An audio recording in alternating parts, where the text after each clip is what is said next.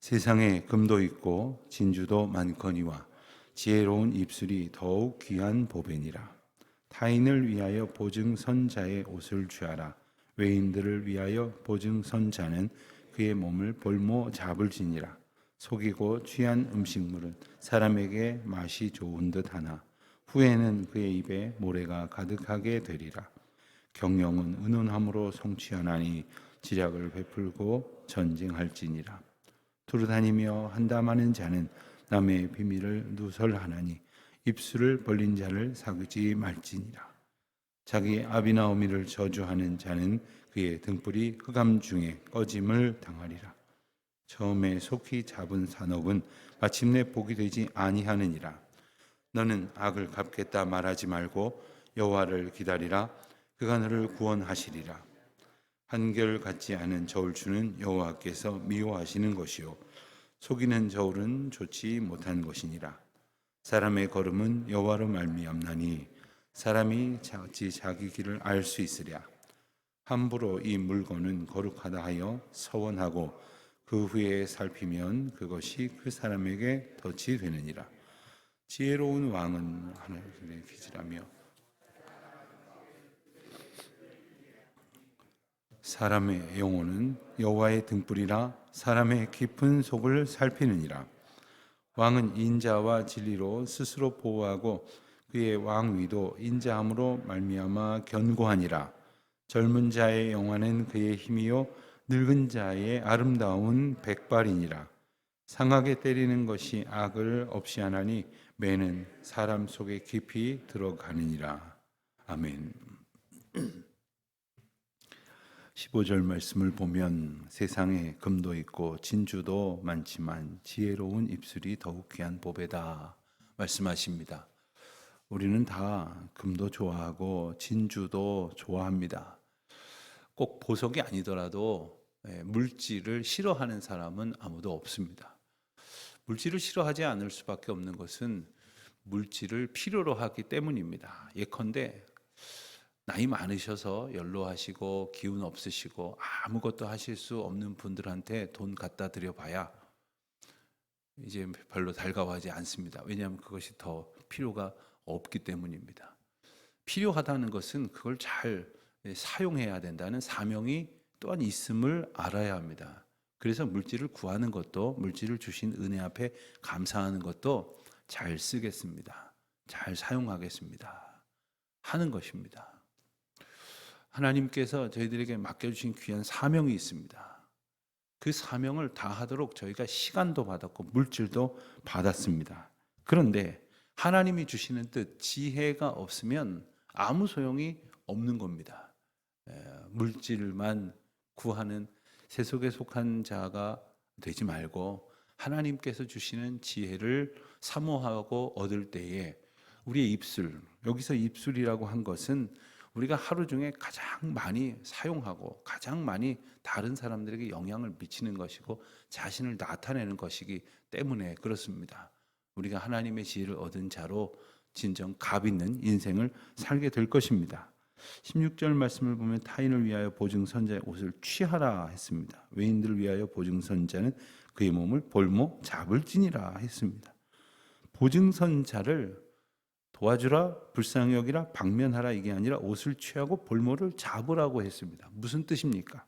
여기서 타인이란 낯선 사람을 의미하고 외인이란 이방인을 의미합니다. 이런 사람들을 위해서 보증 서는 것은 잘못됐다는 겁니다.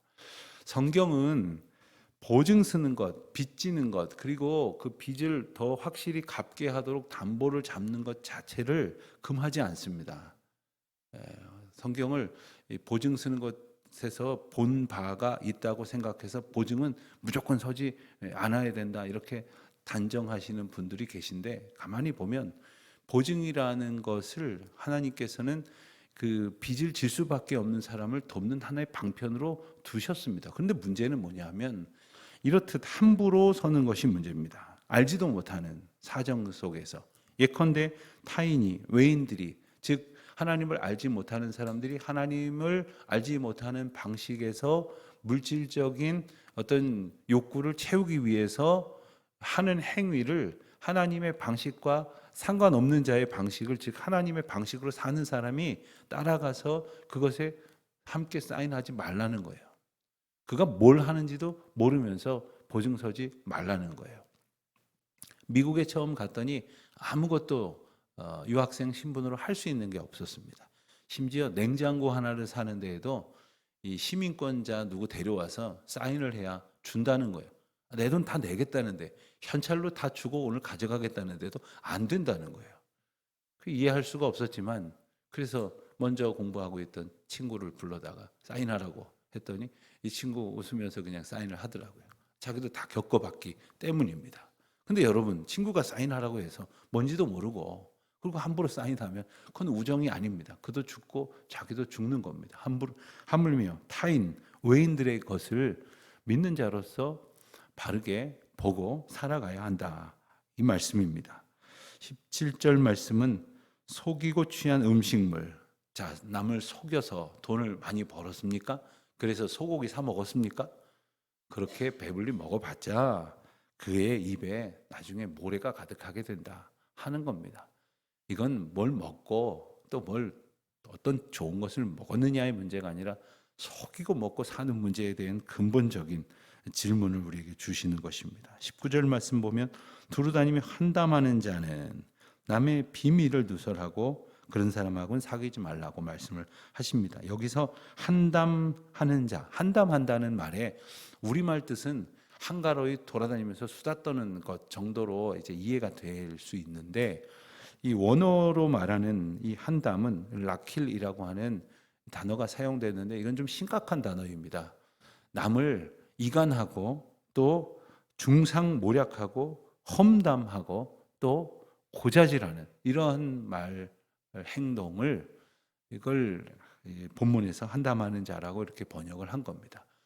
그러니까 돌아다니면서 하는 말이 누군가를 칭송하는 말까지는 못하더라도 그를 다른 사람과 연합하고 그리고 화목하게 하는 말을 하면서 살도록 부름받은 우리가 그렇게는 못하더라도 남을 이간질하고 그리고 중상모략하는 그런 말을 해서는 되겠습니까? 물론 정확한 사실을 알게 해주는 것으로 다른 사람에게 도움을 줄 필요는 있습니다. 그런데 그 의도가, 자기에게 있어서의 의도를 자기 자신은 알아요. 지금 내가 이 사람에게 정확한 사실을 알게 해주기 위해서 말하는 것인지, 아니면 이 말을 한 사람을 험담하고자 하는, 사람을 좀 나쁘게 보게 만들려는 의도로 말하는 것인지 자기는 압니다. 남들은 몰라도, 듣는 자가 정확하게 판단을 못해도 자기 자신은 안단 말이에요. 그러니까 하나님 앞에 남의 말을 할 때에도 기도하는 마음으로, 그리고 누군가와 말할 때는 이 말은 모두가 다 듣게 될 것이다 라는 생각을 가지고 해야 해요. 이 말은 누구나 다 듣게 되고 또 우리가 주고받는 모든 문서나 혹은 개인적인 글도 누가 다 봐도 볼 수 있는 것이다 라는 생각을 가지고 마땅한 그러한 자세를 가져야 할 것입니다. 하물며 하나님께서 보시는 것을 더 말해 무엇하겠습니까? 21절 말씀을 보면 처음에 속히 잡은 산업은 마침내 복이 되지 않는다 했습니다. 처음에 속히 잡은 산업, 무엇을 말하는 것입니까? 여기서 말하는 산업은 유업을 뜻하는 겁니다. 다시 말하면 상속을 받는 것을 말하는 것입니다.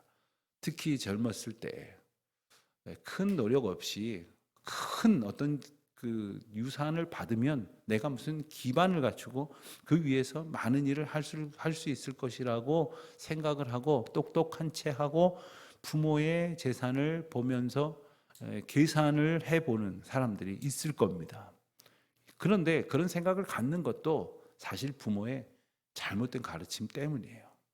예컨대 나중에 필요할 때 가서 부모가 도움을 준다고 하겠습니다만은, 부모가 가진 것이 많다고 해도 이것은 네 것 아니다, 이건 하나님의 것이고 너는 아빠와 엄마가 혹은 네 부모가 너 열심히 공부할 수 있도록 힘 닿는 데까지 돕겠다, 그 다음부터는 네 길을 개척해야 된다, 이런 가르침이 있어야 되는데 그냥 이거 다 네 거니까 걱정하지 마라, 이래놓는 것이, 이게 문제입니다. 이게 어떻게 다 네 겁니까? 어떻게 다 노력하지 않은 자식의 것이 되겠습니까? 그러니까 처음에 속히 잡은 산업, 그렇게 얻어진 것은 복이 되지 않는다 이 말입니다. 23절 말씀, 어제 본 말씀을 또 한번 반복을 하십니다. 24절 말씀은 사람의 걸음은 여호와로 말미암나니 사람이 어찌 자기의 길을 알 수 있으랴. 우리는 우리의 길을 알 수 있을 것이라고 생각을 합니다. 아닙니다. 전 그렇지 않습니다 라고 말할지 모르지만 하나님께 여쭙지 않는다면 그거는 내가 내 길을 알 수 있다고 생각하는 것에서 비롯된 행동이다라는 겁니다.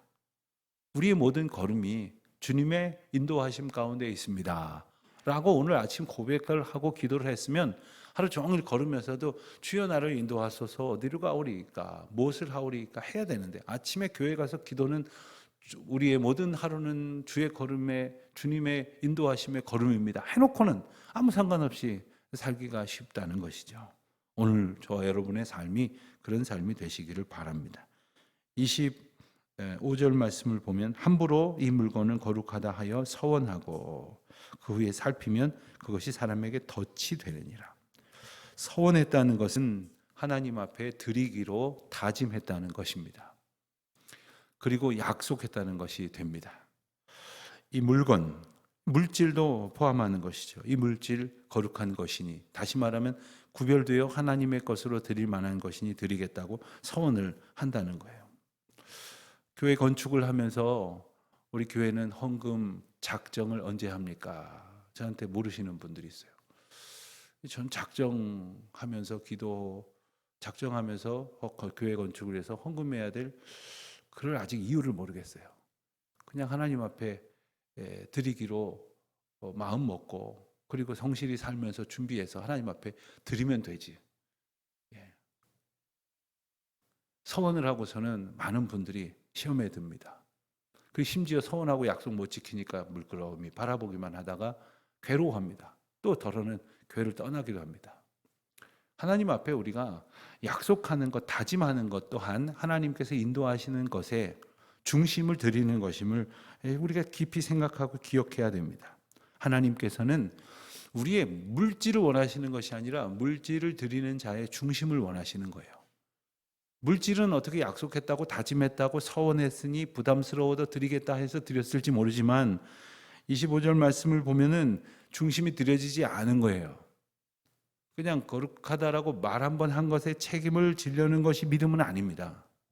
그러니 날마다 우리에게 주신 것을 선용하려는, 그리고 하나님의 뜻대로 살아가려고 하는 그러한 마음가짐에서 우리의 바른 헌신과 그리고 하나님 앞에 드리는 삶이 이어지게 될 것입니다. 26절 보면 지혜로운 왕은 악인들을 키질하며 타작하는 바퀴를 그들 위에 굴리느니라. 여러분, 농사를 지을 때 탈곡을 할 때 쓰는 방법 중에 하나는 키질을 하는 것이고, 또 타작하는 바퀴, 그러니까 곡식을 이 바닥에 이렇게 널어놓고서는 아주 큰 무거운 그 돌덩어리를 바퀴 형태로 만든 다음에 소가 한 마리 혹은 두 마리가 이렇게 끌고 그 위를 지나가게 됨으로써 곡식을 이게 까서 이제 탈곡의 과정을 거치는데, 악인들을 그렇게 한다는 거예요. 다시 말하면 이 탈곡을 할 때 그 바퀴가 지나감으로써 알곡과 가라지, 다시 말하면 먹을 곡식과 껍질을 가리는 것처럼 악인들을 분별할 수 있는 사람이 지혜로운 왕이라는 거예요. 왕 아니겠습니까? 우리가 때로는 무슨 이야기를 듣고서는 이게 옳다 그러다 분별할 수 있는 능력이 없음에도 불구하고 계속 판단해요. 계속 판단합니다. 그리고 그냥 아무 일이나 아무나 보고 판단을 해요. 텔레비전 켜놓고 뉴스가 나오면 뉴스에 나오는 사람, 또 무슨 프로그램에 나오면 나오는 사람, 심지어 연기하는 사람이 연기를 하는 것 보고도 저 사람은 삶이 이렇쿵 저렇쿵, 저 사람이 연기가 이렇쿵 저렇쿵, 그냥 그저 좀 보면서 느끼고 감상하는 정도면 좋은데 계속해서 판단한다는 말이에요. 그러나 지혜로운 인생들은 알곡과 가라지를 가리듯 곡식과 껍질을 가리듯 하나님의 지혜에 의지하여서 판단할 수 있어야 한다는 것이요. 그와 같은 모든 삶에서 우리 주님께서 우리에게 바른 판단력을 가질 수 있는 지혜를 주실 것이라는 말씀입니다. 29절 말씀을 보면 젊은 자의 영화는 그의 힘이요 늙은 자의 아름다움은 백발이니라. 이걸 바꿔 표현하면 이렇습니다. 젊은 자의 자랑거리는 힘이요 늙은 자의 자랑거리는 백발이니라. 자, 그런데 한 가지 문제를 생각해 볼 수 있다면 젊은 자의 자랑거리는 곧 그것을 자랑하라는 것이 아니라 그것을 사용할 거리라는 것이고, 그것을 사용함으로써 하나님께 영광을 돌리는, 즉 하나님께서 주신 사명을 감당할 일이라는 거예요. 그러니까 젊음, 즉 우리에게 주신 힘이 있다면 꼭 몇 살부터 몇 살까지라는 말이 아닙니다. 우리에게 주신 어떤 힘, 그 힘이 우리에게 자랑거리가 되니 다른 사람한테 돌아다니면서 자랑하라는 얘기가 아니라 하나님의 뜻대로 쓰임받은 삶을, 그와 같은 삶을 살아갈 수 있는 이유가 되게 하라는 겁니다. 여러분들에게 무슨 힘을 주셨을까요? 한번 잘 생각을 해보세요. 내가 비록 아주 육체적인 기운은 없어도 내가 이런 힘이 있지, 이런 능력이 있지, 이렇게 할 수 있는 그러한 내게 그런 역량은 있는 것 같다 하시면 그게 하나님께서 우리에게 주시는 기쁨이고 자랑거리예요. 그것을 젊음과 늙음으로 이렇게 대조했는데, 늙은 자의 아름다운 백발이라고 했습니다. 여기서 말하는 백발은 그냥 흰머리라는 단순한 뜻이 아니라 세월이라는 뜻이 있습니다. 세월, 경륜입니다. 지나온 시간입니다. 며칠 전에 어느 새로 교회 부임한 이웃교회 목사님을 만나서 같이 식사하고 교제를 했는데 저한테 그러시더라고요. 목사님 담임 목회 나가신 지 몇 년 되셨습니까? 그랬더니 다음 달이면 제가 꼭 10년이 됩니다. 그랬더니 아이고 그러더라고요. 저는 그분의 삶에 있어서 하나님이 인도하신 그 걸음걸음이 참 부럽고 귀하게 쓰임받았다 이런 생각을 하고 있었는데 10년이요? 10년을 견디셨어요? 전 담임 목사 10년 이상 하신 분들은 다 존경합니다. 그러는 거예요. 사실 그 말은 제가 10년 전에 담임 목회 한 10년 하신 분들한테 했던 말이에요. 그런데 우리는 그 시간을 자랑만 삼으려고 하고 감사하려고 하지 않아요.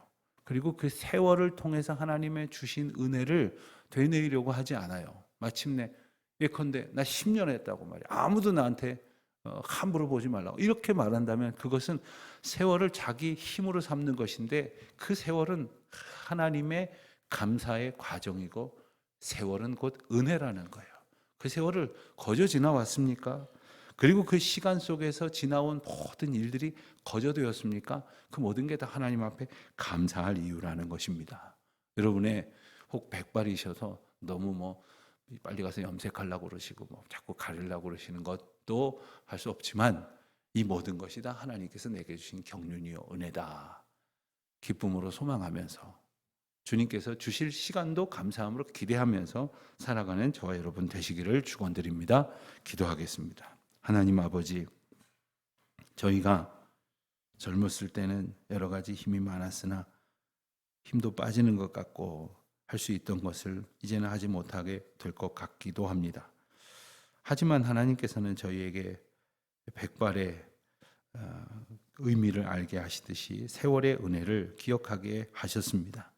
오늘도 지나온 모든 세월의 은혜를 감사함으로 기억하고 오늘 우리에게 주실 하나님의 놀라우신 은총을 사모함으로 살아가는 저희 모두가 되게 하여 주시옵소서.